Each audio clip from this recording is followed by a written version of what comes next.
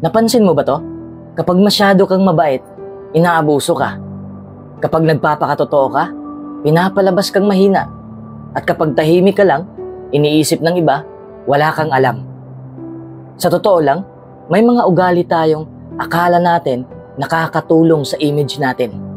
Pero sa mata ng iba, palatandaan ito ng kahinaan.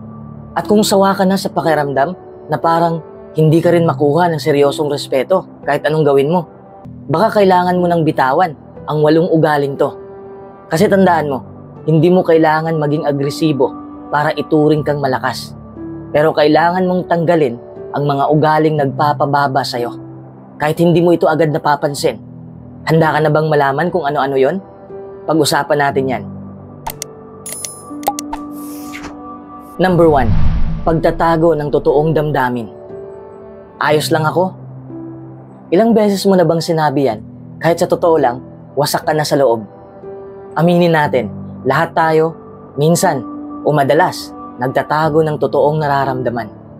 Hindi dahil gusto natin, kundi dahil natatakot tayong husgahan. Natatakot tayong masabing mahina, o baka isipin ng iba, drama lang yan. Pero ito ang hindi alam ng marami. Ang pag-amin sa nararamdaman mo ay hindi kahinaan. In fact, ang taong kayang humarap sa sarili niyang emosyon, galit, lungkot, takot o pagkalito, sila ang mas malakas kaysa sa mga laging nagkukunwaring okay lang. Isipin mo to, kapag pinipilit mong itago ang nararamdaman mo, para kang bote ng soft drink na niyugyug, patong ng patong ang pressure sa loob mo. At kapag hindi mo yan nilabas sa healthy na paraan, puputok ka sa paraang baka makasakit ka ng iba o ng sarili mo. Minsan, yung taong laging nagpapatawa, yung laging life of the party, yung palaging matatag sa labas, sila yung pinakabugbog sa loob. Bakit? Kasi hindi sila marunong o hindi sila sanay maglabas ng totoong damdamin. At sa mata ng iba, mukha silang strong, pero deep inside, wasak. Real talk lang, hindi mo kailangang maging emotionless para tawaging matatag. Hindi mo kailangang magpanggap na matibay araw-araw. Kasi kung paulit-ulit mong ini-ignore ang emosyon mo, mawawala ka rin sa sarili mo. At darating ang point na kahit ikaw, hindi mo na alam kung ano talaga ang nararamdaman mo. So anong dapat gawin? Simple lang, kilalanin ang nararamdaman mo. Hindi mo kailangang i-broadcast sa buong mundo, pero pwede mong i-share sa tamang tao. Kaibigan, pamilya, therapist, journal, o kahit sarili mo lang sa harap ng salamin. Ang pagtatapat sa sarili mo ay hindi kabawasan sa pagkatao mo. Sa totoo lang, doon ka pa nga mas lalakas. Mas mahirap aminin ang sakit kaysa itago ito. Kaya kung kaya mong tanggapin ang nararamdaman mo, panalo ka na. Di ka mahina. Isa kang warrior na marunong umiyak pero hindi sumusuko. Number 2, palaging paghingi ng pag-aproba ng iba. Okay ba to? Mukha ba akong tanga kapag ginawa ko to? Ano kayang sasabihin nila kung ito ang piliin ko? Kung madalas mong tanungin yan sa sarili mo o sa iba, baka kailangan mong pakinggan tong part na to. Marami sa atin ang lumaking kondisyon na hanapin ang okay ng ibang tao bago tayo gumawa ng desisyon. Bata pa lang tayo, laging may validation. Kapag nagpakita ka ng drawing, tatanungin mo agad si mama, maganda ba to? Kapag tumama ka sa exam, hihintayin mong purihin ka bago ka matawa o ngumiti. At habang tumatanda tayo, dala-dala natin to, pero sa mas malalim na paraan. Hindi lang ito tungkol sa drawing o grade, nagiging parte na siya ng identity mo. Kaya kapag may desisyon kang kailangan gawin, career, relasyon, lifestyle, ang unang tanong mo ay, ano kayang iisipin nila? At dito tayo nadadapa. Bakit? Kasi habang naghihintay ka ng approval ng ibang tao, nawawala ka na. Unti-unti, lumiliit yung boses mo sa sarili mong buhay. Kapag puro ka tanong sa iba, hindi mo na naririnig ang sarili mong sagot. May mga pagkakataong ayaw mong magsimula ng business dahil baka pagtawanan ka. Ayaw mong magsuot ng kakaibang damit kasi baka sabihin kang trying hard. Gusto mong mag-vlog Pero naisip mo, baka sabihin ng iba, sino ka ba para gawin yan? So anong nangyayari? Hindi mo na rin ginagawa. At ang masakit, yung mga tao na hinihintay mong aprubahan ka, wala naman talagang pakialam sa'yo. O kung meron man, panandalian lang. Kasi, totoo to, people are too busy thinking about themselves to think about you all day. Kapag laging iba ang batayan mo kung anong tama, hindi ka talaga makakawala. Maguguluhan ka, mapapagod ka, kasi magbabago ang opinyon ng mga tao. At kung nakadepende ka sa kanila, ibig sabihin, hindi ikaw ang may hawak sa sarili mong buhay. Ito ang irony. Akala mo, kapag lagi kang nagpapa-aproba, mas tanggap ka. Pero ang totoo, mas hindi ka nire-respeto ng tao. Kasi ang tunay na respeto ay ibinibigay sa mga taong may sariling paninindigan. Hindi sa mga taong palaging nakasandal sa opinyon ng iba. Kaya kung gusto mong hindi makita bilang mahina, simulan mong sanayin ang sarili mo na pakinggan ang sarili mong boses. Hindi mo kailangang maging rebelde, pero kailangan mong maging authentic. Yung tipong kapag may ginawa ka, hindi dahil gusto mo silang i-please, kundi dahil ito ang totoo sa puso mo.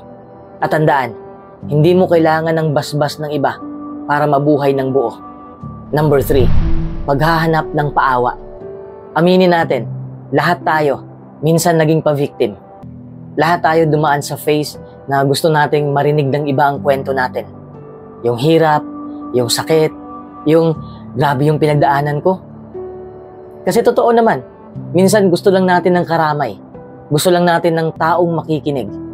Pero may hangganan yun. Nagiging unhealthy na siya kapag ginagawa na nating pattern. Kapag bawat kwento mo, laging ikaw ang biktima. Kapag lahat ng mali, kasalanan ng iba. Kapag paulit-ulit mong binabanggit sa mga kaibigan mo, ako kasi, iniwan ako, niloko ako, sinaktan ako. Pero matagal na yon at paulit-ulit mo pa rin ikinikwento. Bakit delikado to? Kasi imbis na mag-move on, nasastuck ka sa role ng kawawa. At ang masama pa, dumedepende ka na sa awa ng iba para makaramdam ng halaga. Nagiging parang emotional currency ang awa. Parang kailangan mo muna umiyak, masaktan, o magkwento ng drama para lang mapansin ka, para lang mahalin ka, o pakinggan ka. Ang problema, hindi ito tunay na koneksyon. Hindi yun respeto. Kapag napansin ka lang ng tao dahil naaawa sila sa'yo, hindi ka nila minahal. Kinaawaan ka lang. At sa mata ng iba, hindi ito lakas. Kasi ang taong malakas, hindi kailangan mong makaawa para sa atensyon. Hindi kailangang laging magkwento ng sakit para lang maramdaman na worth it siya. May kakilala ka bang ganyan? Yung kada breakup niya, buong timeline niya, puro hugot. Tapos kapag di mo siya na-message, sasabihin niyang, wala na talagang may pake. Ang tanong, concerned ka ba talaga sa kanya? O napipilitan ka lang kasi ayaw mong magmukhang masama? Kaya instead na maka-attract ng genuine support, ang nagiging dating mo sa iba ay needy, manipulative, at minsan toxic. Real talk, hindi mo kailangang maging kawawa para pahalagahan ng tao. Mas deserve mo yung klaseng atensyon na galing sa respeto, hindi sa awa. Yung support na binibigay dahil naniniwala sila sa'yo, hindi dahil naaawa lang sila sa'yo. Mas nakakahanga yung taong dumaan sa matinding sakit, pero pinili pa rin bumangon ng tahimik. Hindi dahil gusto niyang magpaka-strong, kundi dahil ayaw na niyang manatiling bihag ng nakaraan niya. So kung gusto mong makita kang malakas, bitawan mo na ang mindset ng laging ako ang kawawa. Hindi mo kailangang patunayan ang halaga mo sa pamamagitan ng pagkwento ng paulit-ulit na sakit. Patunayan mo yan sa pamamagitan ng pagbangon, ng paghilom, at ng paggrow kahit walang palakpak. Number 4, pag-iwas sa responsibilidad. Hindi ako ang may kasalanan. Siya kasi. Familiar ba?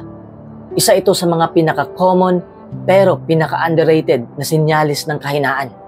Ang hindi marunong tumanggap ng pagkakamali, madalas kapag may nangyaring mali, sa trabaho, sa relasyon, o kahit sa simpleng usapan, automatic na may hinahanap tayong masisisi.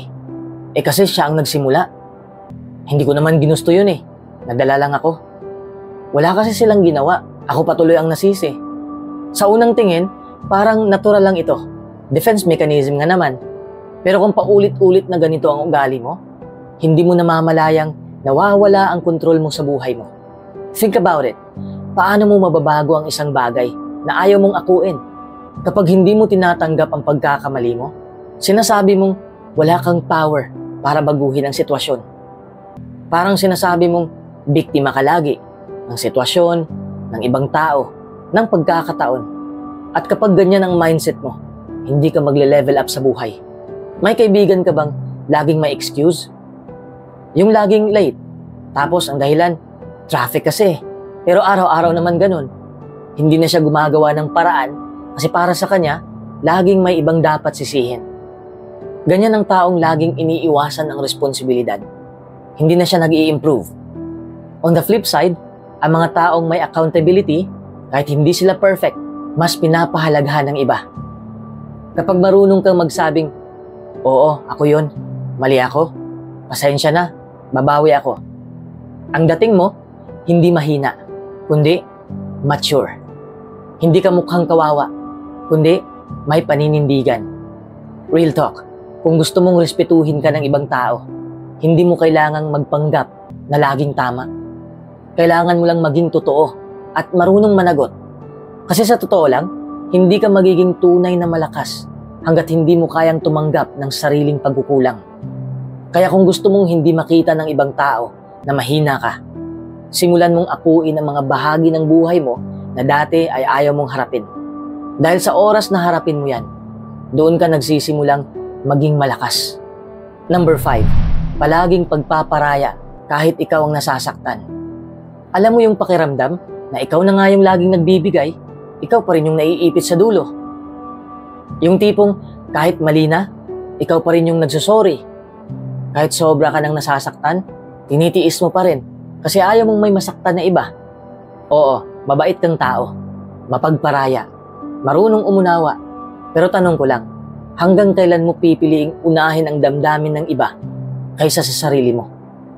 Maraming tao ang natutong magparaya, hindi dahil gusto nila, kundi dahil natakot silang mawalan. Takot na baka pag nagsalita sila, layuan sila. Takot na baka pag ipinaglaban nila ang sarili nila, isipin ng iba na masama silang tao. Kaya ang ending, pinipili na lang nilang manahimik. Tinitiis ang sakit. Pinipilit ngumiti kahit durog na. Pero ito ang totoo. Ang sobrang pagpaparaya ay hindi kabaitan kapag ikaw na mismo ang nauubos. Ang kabaitan ay dapat merong boundaries. Kasi kung ikaw mismo hindi mo kayang ipaglaban ang sarili mo, paano ka paniniwalaan ng iba na may halaga ka? Na-experience mo na ba yung iniisip mong, sige na lang, okay lang ako? Pero deep inside, hindi naman talaga okay. Yung unti-unti kang nawawala sa sarili mo dahil mas iniintindi mo lagi kung ano ang makakabuti sa iba. Kung palagi mong inuuna ang kapakanan ng ibang tao habang kinakalimutan mo ang sarili mo, hindi yan pagiging mabuti. Yan ay pagiging takot. Takot na iwan, takot na husgahan, takot na mawalan. Pero tandaan mo to, hindi selfish ang mag-set ng boundaries. Hindi masama ang magsabing, tama na. Hindi ka masamang tao kung ipaglalaban mo ang sarili mo. Ang mga taong hindi kayang tumayo para sa sarili nila ay madalas mas madaling kontrolin, abusuhin, at baliwalain. Kaya kung gusto mong igalang ka ng iba, matutong humindi. Matutong magsalita kapag may mali. At higit sa lahat, matutong mahalin ang sarili mo, gaya ng pagmamahal mo sa iba. Kasi sa dulo ng araw, ikaw lang din ang masasaktan kapag patuloy mong pinipiling manahimik. Number 6, takot sa pagkakamali. Ito ang isa sa pinaka-common pero pinaka hindi napapansin na ugali na nagpapakita ng kahinaan, yung takot na magkamali. Kasi 'di ba, sa totoo lang, lahat naman tayo gusto ng perfect na resulta. Ayaw nating mapahiya, ayaw nating pagtawanan, ayaw nating masabihang bobo o palpak. Kaya minsan, kahit gusto mo talagang gawin ang isang bagay, mag-business, mag-start ng YouTube channel, mag-apply sa trabaho na gusto mo, ligawan yung taong gusto mo, hindi mo ginagawa. Hindi dahil tamad ka, kundi dahil takot kang magkamali. Pero ito ang tanong, hanggang kailan ka matatakot?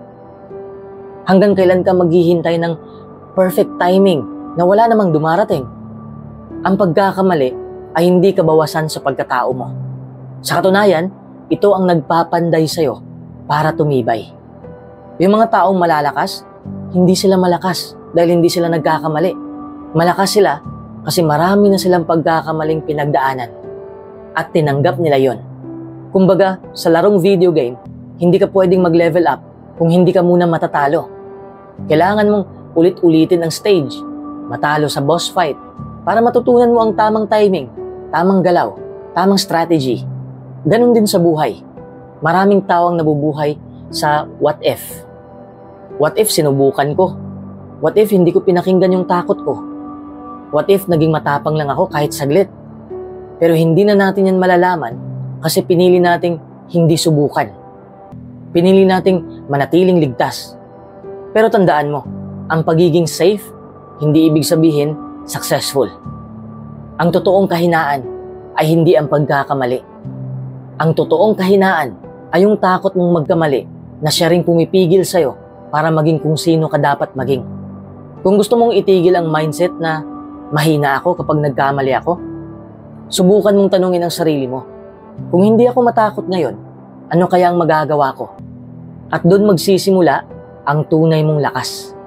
Number 7, pag-iiwas sa kompetisyon.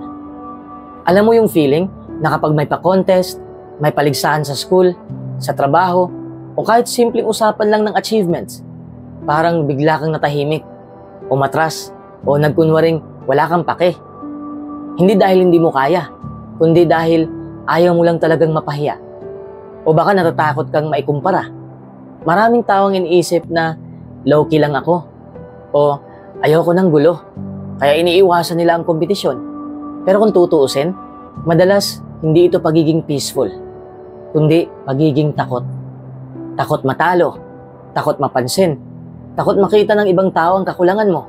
Pero ganito yan, kapag iniiwasan mo ang kompetisyon, iniiwasan mo ring lumago. Paano mo malalaman kung gaano ka kagaling kung hindi mo sinusubukan makipagsabayan?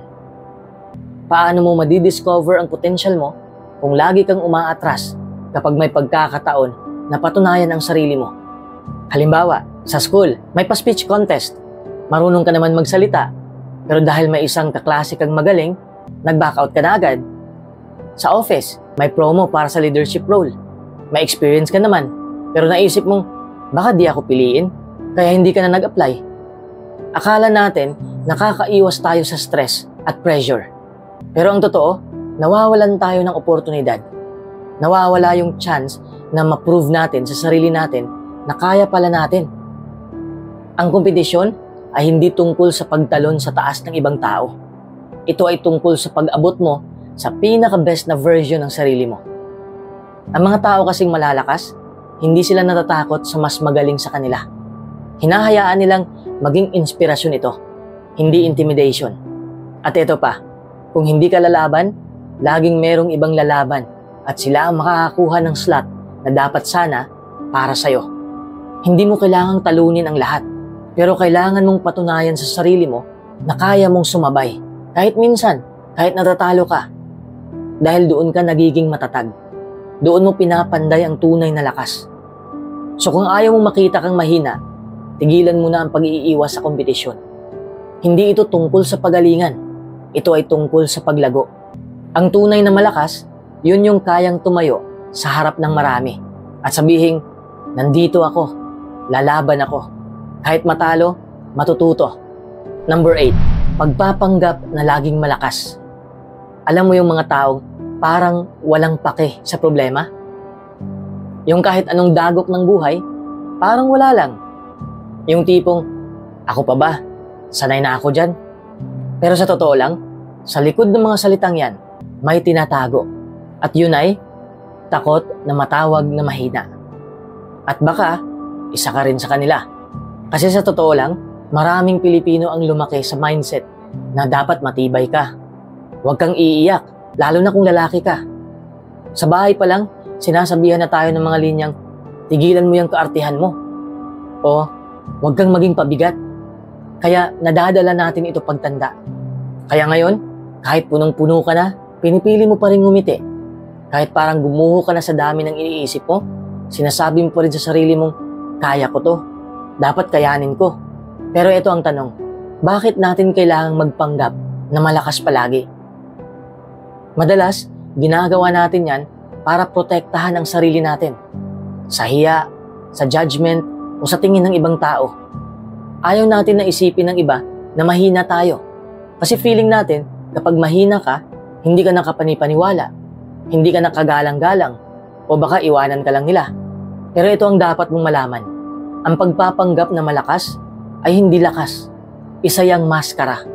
At habang suot mo yung maskarang yan, walang tunay na makakaintindi sa'yo. Kasi ni ikaw mismo, hindi mo na rin kinikilala yung tunay mong nararamdaman. Nakakapagod magpanggap, lalo na kapag gabi na, tahimik ang paligid, at ikaw na lang ang kausap ng sarili mo. Doon mo mararamdaman yung bigat na matagal mo nang dinadala. Ang tunay na lakas, hindi yan yung walang iniinda. Ang tunay na lakas, yan yung kakayahang aminin na may kahinaan ka at willing kang ayusin yon. Kung totoo kang malakas, hindi mo kailangang magpanggap. Hindi mo kailangang i-perform ang tapang para lang tanggapin ka ng iba. Dahil alam mo sa sarili mo kung sino ka. At yun ang mas importante. So kung ikaw to, na palaging nag-a-acting na matapang, uma-acting na masaya, o okay lang, kahit hindi naman, baka panahon na para ilabas mo na ang tunay mong sarili. Hindi mo kailangang malunod sa katahimikan. Hindi mo kailangang harapin lahat mag-isa. Ang lakas ay hindi katahimikan. Minsan, ang lakas ay yung simpleng salitang, hindi ko na kaya. Kailangan ko ng tulong. At kung kaya mong sabihin yan, mas malakas ka kaysa sa inaakala mo. Alam mo, sa totoo lang, lahat tayo ay may kahinaan. Lahat tayo dumadaan sa mga panahong parang ang hirap maging matatag. Pero ang problema, sa mundo ngayon, lalo na sa social media, parang kailangan mo laging magpanggap na okay ka. Magpanggap na malakas ka, na wala kang sablay. Kasi kapag nagpakita ka ng konting emosyon, konting duda sa sarili mo, konting pagkakamali, ang bilis mong i-judge. Ay, ang hina mo pala. Ay, hindi ka pala kasing galing ng inaakala namin. Kaya tuloy, marami sa atin ang natutong magtago ng totoo. Natutong ngumiti kahit umiiyak na sa loob. Natutong mag-yes kahit gusto nang sumigaw ng no. Natutong takasan ang mga sitwasyon kaysa harapin. Pero ito ang gusto kong ipaalala sa'yo ngayon.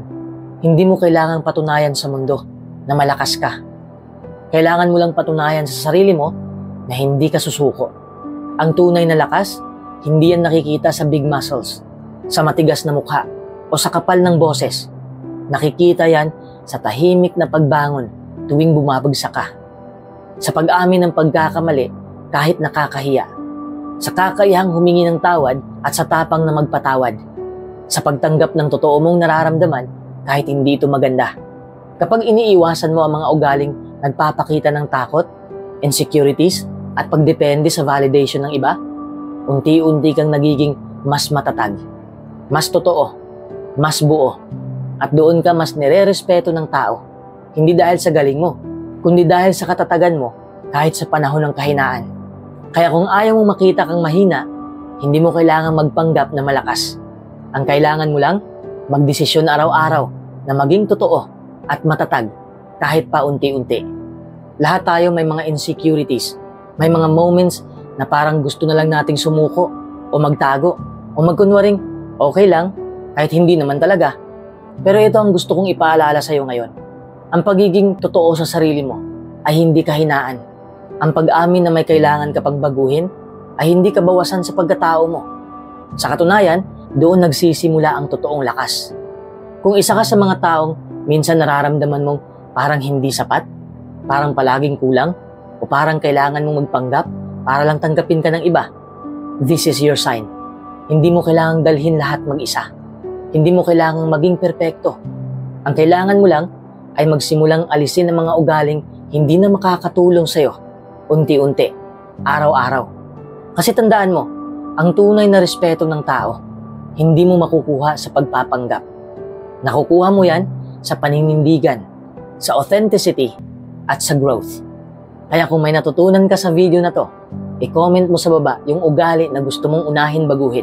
Let's start a conversation. Hindi mo alam, baka yung comment mo makatulong din sa iba.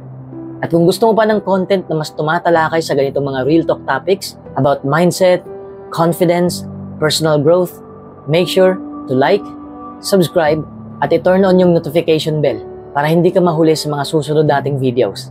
Tandaan mo, hindi mo kailangang maging perpekto para tawaging malakas. Ang kailangan mo lang ay maging totoo. Salamat sa panonood at magkita tayo sa next video.